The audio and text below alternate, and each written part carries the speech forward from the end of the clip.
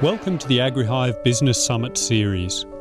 We hope Stephen Feighan will give some real insights to make tactical and strategic decisions for your business. The value is in planning around this information.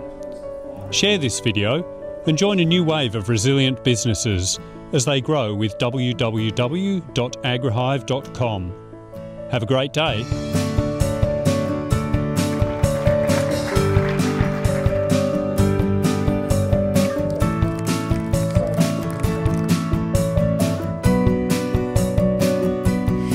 Our next speaker is Stephen Feighan. He is Australian Wool Innovations Country Manager for Australia and New Zealand. Before this, he also worked with Meat and Livestock Australia as a manager for producer delivery and adoption. He has also played an important role in getting wool into sports clothing for the Woolmark company. So with the Wool Outlook for 2015, please welcome Stephen Feighan.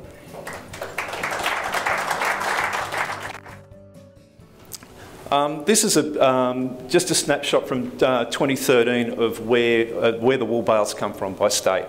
So this is AWEX data. Queensland, 76,000 bales.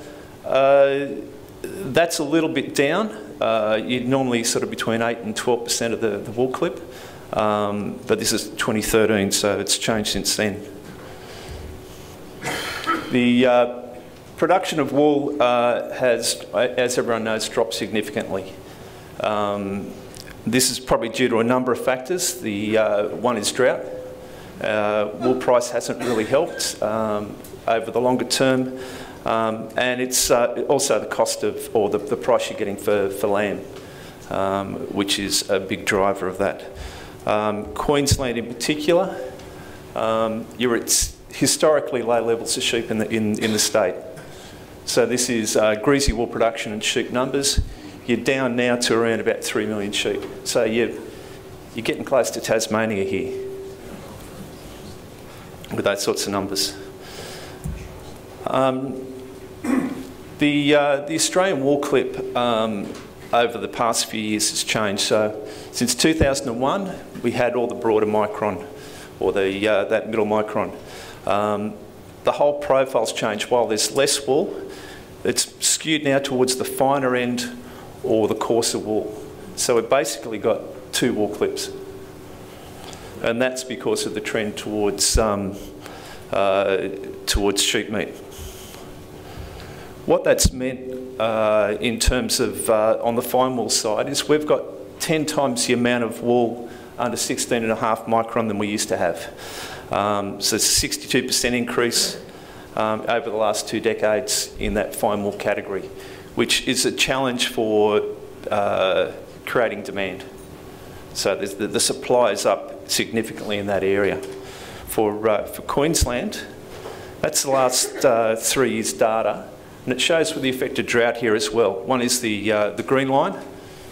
You can see the volume's down, but you're also skewing it towards the finer end. One of the other things out of that is that you often get tender wool, which will be discounted. So that's the Queensland clip by micron at the moment.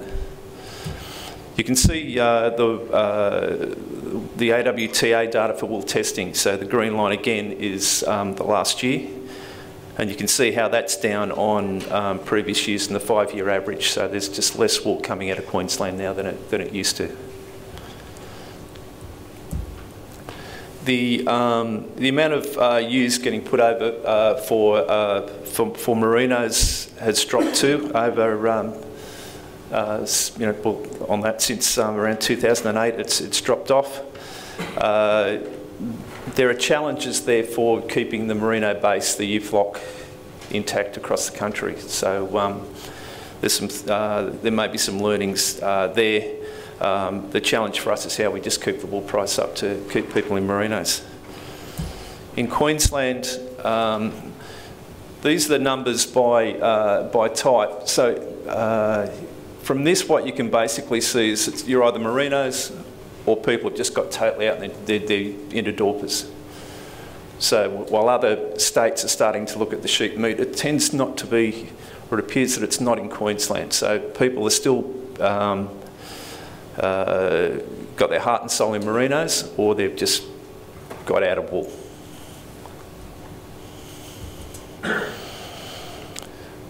This is the lamb prices have, like Ben was saying, they're pretty good. They're still pretty high.